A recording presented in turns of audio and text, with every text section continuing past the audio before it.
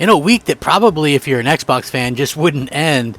And compared to what's going on with PlayStation and things like that, I think it's really interesting how Microsoft is going to be able to do some of these incredible things that Sony can do, but they choose not to. I mean, they have the money to clearly do that. It's one of the most frustrating things that Microsoft does, and as an Xbox fan, it's just been kind of a weird situation for me, because I see the things as I get older, how they kind of crop up and how things sort of happen to just go in a way.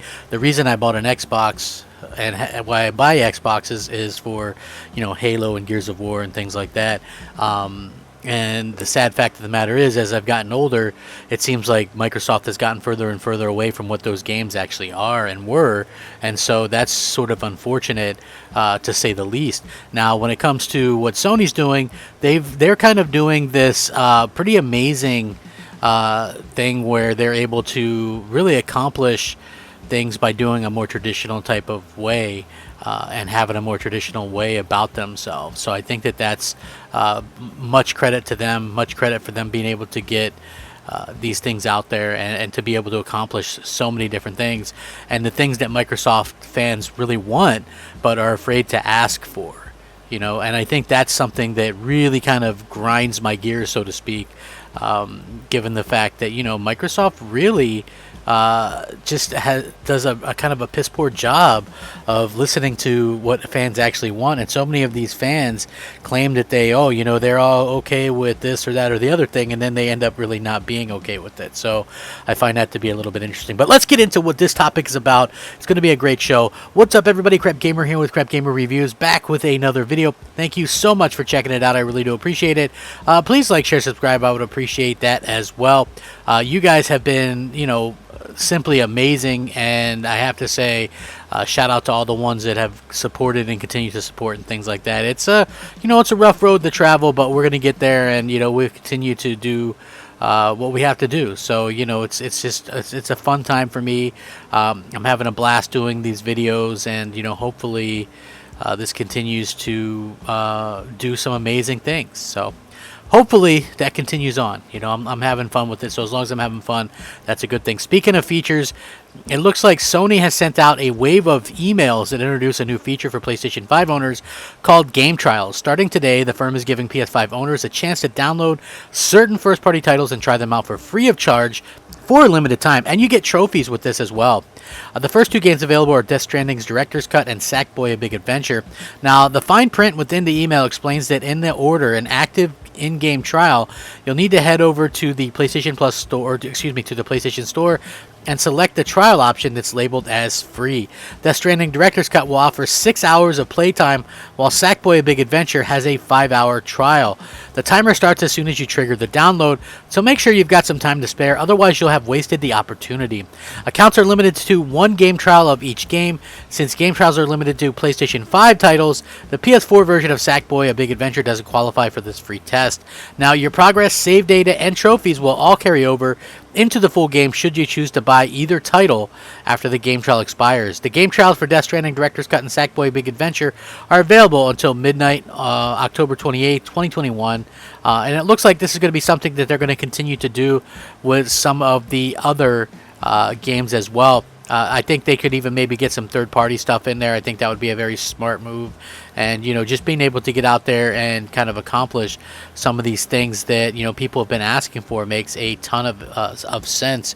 For me personally, I'm excited by it. I actually own both those games, so it's not really something that's much of use to me. But, again, I pretty much buy and own pretty much everything, as long as it's not like a Demon Souls game or something like that. So, yeah, it's definitely just one of those kind of interesting aspects for me personally to look into and go, oh, this is a pretty cool thing that we see right there.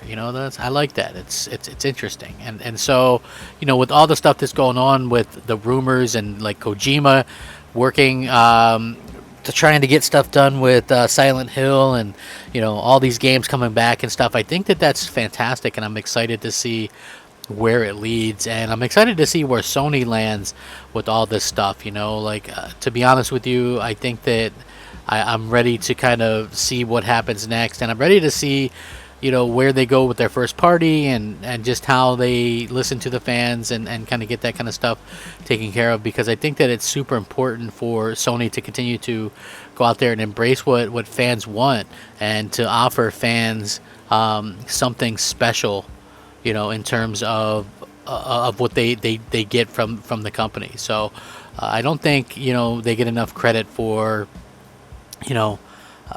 for what they do that's actually pro-consumer. So I do think that that's something that hopefully we'll be able to kind of we'll see in the future. So yeah, I do hope that that's something that happens before too long. But including some of these informations as well, it does seem like Microsoft might be losing an exclusive to PlayStation. Again, this is something that I feel like, was probably bound to happen, because I've been saying that this stuff happens all the time, right? And for me personally, this is something that, we continue to push and push and push and say, hey, this happens a lot. Games end up, these smaller games end up on everything. It'll happen to Kena, Bridge of Spirits. It'll happen to, these games, 12 minutes on Xbox. Like, these games will all come to PlayStation, or the ones that are on PlayStation will come to Xbox or what have you. So for me personally, I'm not interested in this game, so I have to make that clear, because yesterday I made the tweet about it, right? And I was like, hey, look, all these games go everywhere, and people took that as me wanting to play this game, and I have absolutely 100% no desire to play it, because I have an Xbox. So if I wanted to play it, I could have already played it. So I have no desire to play this game whatsoever. I just wanted to let people know about it. That's The Ascent, which is this game that Xbox fanboys hyped up, and it scored a typical Xbox rating in the Metacritic, which you kind of expect. And a lot of people ask me, if I wanted to try it, or it's not my type of game. I don't like isometric games, like the top-down type of games and things like that. I don't think that that's my style of game, to be honest with you.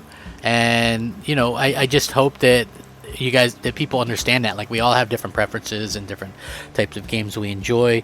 And for me personally, it's just one of those things where I just can't stand that type of game style. So anyway, someone was talking on Twitter about the game, and they said, hey, hello, thanks for letting us know you like to see The Ascent on PlayStation 5.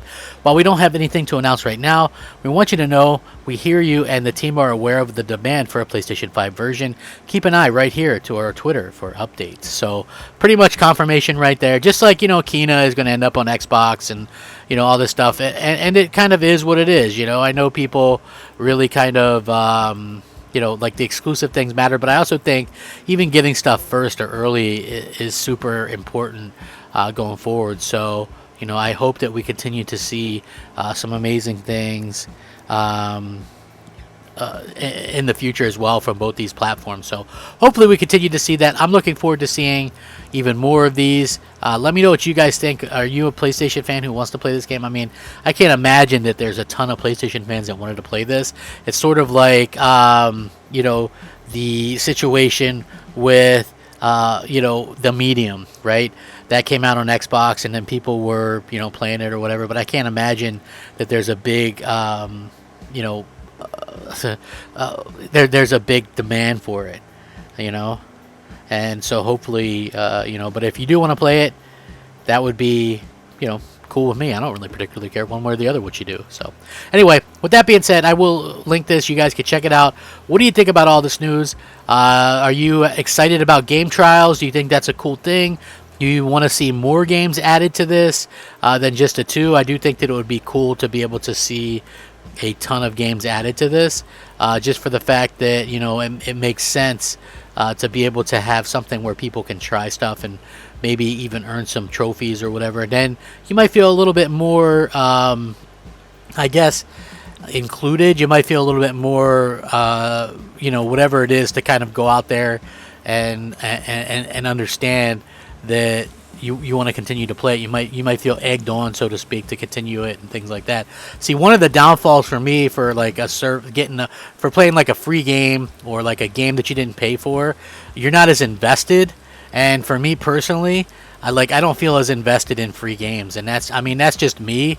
But I'm sure some of you probably feel the same way. It's probably why a lot of you don't finish like games on Game Pass or whatever. You just start them. So be interesting to see what happens. Thanks for watching. Rack 'em up, fact 'em up, crap gamer 'em up, crap gamer out.